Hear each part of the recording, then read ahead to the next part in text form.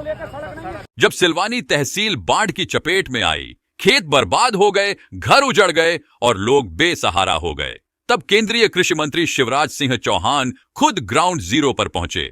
उन्होंने बमहोरी, साईखेड़ा और सिलवानी जैसे बाढ़ प्रभावित क्षेत्रों का जमीन स्तर पर निरीक्षण किया।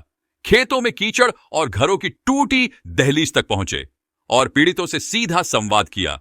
उन्होंने कहा, दुख की घड़ी है, लेकिन आंखों में आंसू मत लाना। सरकार तुम्हारे साथ खड़ी है। राहत और पुनर्वास पर क्या कहा मंत्री ने? हर नुकसान का ईमानदार सर्वे होगा। मकान या फसल, जो भी नुकसान हुआ है, सब दर्ज किया जाएगा। राहत राशि जल्द दी जाएगी। जिनके पास पट्टे नहीं हैं, उन्हें भी बहुत जल्द पट्टे दिए जाएंगे, जिससे उनको आवास मिल सके। फसल बीमा से जुड़े किसानों को मिलेगा पूरा लाभ। खाद सिलवानी के लिए 600 मीट्रिक टन और पूरे जिले के लिए 2500 मीट्रिक टन खाद का इंतजाम। नकली खाद बेचने वालों को सीधी जेल भेजने की चेतावनी।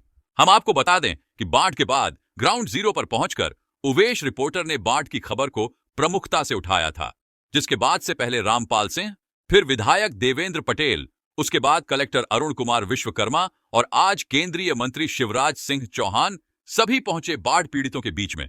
इस खबर पर आपकी क्या राय है, कमेंट में जरूर बताएं और सिलवानी की लेटेस्ट खबरें सबसे पहले देखने के लिए उवेश रिपोर्टर को अभी फॉलो करें।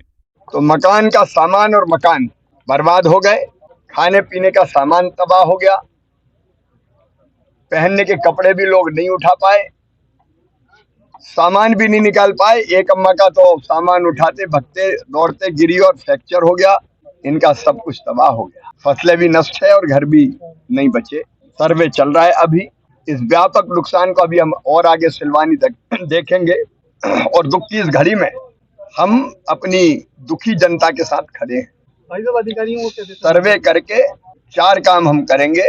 नंबर 1, सर्वे करके तात्कालिक व्यवस्था उनकी जिनके मकान पूरी तरह से नष्ट हो गए, क्योंकि मकान एक दिन में, एक महीने में नहीं बनता और पूरी बरसात अभी सिर पर है। तो तत्काल उनके रहने की व्यवस्था क्या हो, अस्थायी व्यवस्था, उनके खाने पीने के सामान का इंतजाम हो जाए, कपड़े लत्तों का इंतजाम हो जाए राशि के रूप में, ताकि उनकी जिंदगी चल सके। और बाद में जिनके मकान का पूरी तरह से नुकसान हुआ है, उनको मकान बनाने के लिए भी राशि दी जाएगी। तो क्षति का आकलन ईमानदारी से हो और जो सर्वे होगा वो बाकायदा पंचायत भवन पे चिपकाया जाएगा कि इनके नाम है, ताकि सर्वे में पारदर्शिता रहे। फिर फसलों के नुकसान का सर्वे होगा और वो सर्वे करके भी फसलों के नुकसान की RVC 64 के अंतर्गत राहत की राशि और फसल बीमा योजना के अंतर्गत फिर फसल के नुकसान का मुआवजा भी उनको मिले, इस बात का इंतजाम किया जाएगा। भारत सरकार ऐसी परिस्थितियों से निपटने के लिए राज्य सरकारों को SDRF के तहत राशि पहले से आवंटित करती है। 75% भारत सरकार का और 25% राज्य सरकार का पैसा उसमें होता है। तो सर्वे के साथ साथ पहले प्रारंभिक राशि का वितरण होगा, जिसमें भोजन और बाकी व्यवस्थाएं चलती रहे, और बाद में फिर व्यापक सर्वे करके नुकसान की भरपाई, घर ठीक होंगे, फसल का मुआवजा दिया जाएगा। संकट है, तकलीफ है, संकट की घड़ी में हम अपनी जनता के साथ खड़े हैं और संकट के पार अपनी जनता को निकाल कर ले जाएंगे। भाई साहब, अमेरिका के राष्ट्रपति ने टैरिफ लगाया है। अब मूंग तुलाई की समस्या हो रही है, मूंग तुलाई क्या है, समय कम बचा है, स्लाइडें बुक है, तुलाई हो नहीं पाई, अधिक बारिश होने, उसको लेकर सरकार क्या कर रही है? जैसे किसानों की मूंग तुलाई, सबसे बड़ी बात तो ये कर रही है कि 2000 रुपये प्रति क्विंटल जो भाव का अंतर है, यही सरकार है जो तय कर रही है कि मूंग खरीदेंगे। भाई साहब थोड़ा सा और मूंग की खरीदी का काम जब मैं मुख्यमंत्री था तब शुरू हुआ। पहले ऐसी मूंग ग्रीष्मकालीन कभी खरीदी ही नहीं जाती। अब हमने यहाँ व्यापक पैमाने पर मूंग आ रही है, इसलिए मूंग खरीदी का लक्ष्य बढ़ा दिया है। अभी समय शेष है। आज ही मैंने कलेक्टर से बात की कि बीच में कोई शनिवार इतवार की छुट्टी ना हो, ताकि तुलाई लगातार चलती रहे, तुलाई में कोई अनियमितता ना हो, केवल किसान का ही मूंग आए, इसके लिए भी मॉनिटरिंग करने की बात कही है। और सर्वेयर भी ईमानदारी से FAQ क्वालिटी का सर्वे करें, उसके भी निर्देश दिए हैं।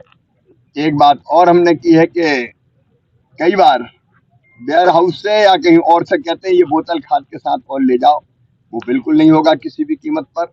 अगर किसी डीलर ने किया तो उसके खिलाफ कार्रवाई की जाएगी। उसके निर्देश भी हमने जारी की है।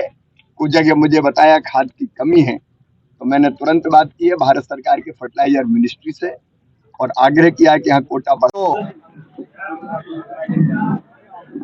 ऐसा लगा कि सिलवानी, साईंखेड़ा, बमौरी, इस पूरे क्षेत्र में जैसे बादल फट गए हैं। नुकसान पूरे जिले में हुआ है, बेगमगंज, सुल्तानगंज, बाकी हिस्सों से भी हमारे कार्यकर्ता और किसान हैं, उन्होंने बताया कि वहां भी नुकसान हुआ है।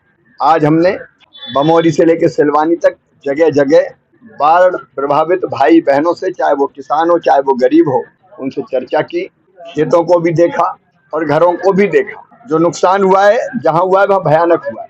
घर गिर गए हैं या ऐसे हो गए हैं कि अब रहने के लायक नहीं है। सारा सामान नष्ट हो गया है। कई परिवार ऐसे जिनके पास खाने को भी कुछ बचा नहीं। फसलों को भी व्यापक नुकसान हुआ है। आज मैं इतना ही कह सकता हूँ कि कुछ व्यवस्थाएं जो नितांत आवश्यक है, जैसे एक जिनके घर पूरी तरह से नष्ट हो गया, उनको तात्कालिक व्यवस्थाएं, ताकि बरसात तक काट सके उनके बच्चों के साथ। इसलिए अस्थायी शेल्टर उनको मिले, खाने पीने भोजन उसका पूरा इंतजाम हो जाए। एक प्रारंभिक काम, प्रारंभिक धनराशि, जिससे ये रोज कपड़े लत्ते और बाकी आवश्यकता पूरी हो जाए। नंबर 2, जिनके मकान पूरी तरह से ध्वस्त हो गए, गिर गए हैं, उनको मकान बनाने के लिए राहत प्रदान की जाए, राहत राशि प्रदान की जाए। तीसरे, कई लोगों ने बताया हमारे पास पट्टे नहीं, यही बताया घर बहुत दिनों से बने, तो हम प्रशासकीय प्रक्रिया पूरी करके उनके पट्टे मिले, ताकि भविष्य में उनको प्रधानमंत्री आवास योजना का लाभ भी मिले और तात्कालिक व्यवस्थाएं भी हो। जिनके पास नगर पालिका की रसीदों से लेकर बाकी सारी चीजें हैं, तो जो प्रक्रिया होती है पट्टे की, उसको हम प्रारंभ करवाएंगे। 3 चीजें और रास्ते में मुझे मिली। एक, किसानों ने खाद की दिक्कत बताई है, मैंने तत्काल चर्चा की है और कल तक 2000 मीट्रिक टन खाद रैक पॉइंट तक रायसेन में आएगा, जिसको सिलवानी भी भेजेंगे। 800 मीट्रिक टन यहाँ की आवश्यकता बताई तो वो यहाँ भी आएगा। दूसरे, खाद के साथ कई बार डीलर या बाकी लोग कहते हैं कि फलानी चीज भी ले जाओ, दवाई उसकी जरूरत है नहीं है लेकिन लेके जाओ। ये किसी भी कीमत पर नहीं होगा। ये मर्जी किसान की, वो खरीदे कि ना खरीदे, लेकिन खाद के साथ कुछ भी उसको टिका दो और उससे पैसे ले लो, ये नहीं चलेगा। मैंने दिल्ली से ही निर्देश जारी किए हैं। राज्य सरकारें को भी मैंने बात की कि ये वैधानिक नहीं है और जो ये कार्रवाई ऐसा करेगा उसके खिलाफ कार्रवाई की जाएगी।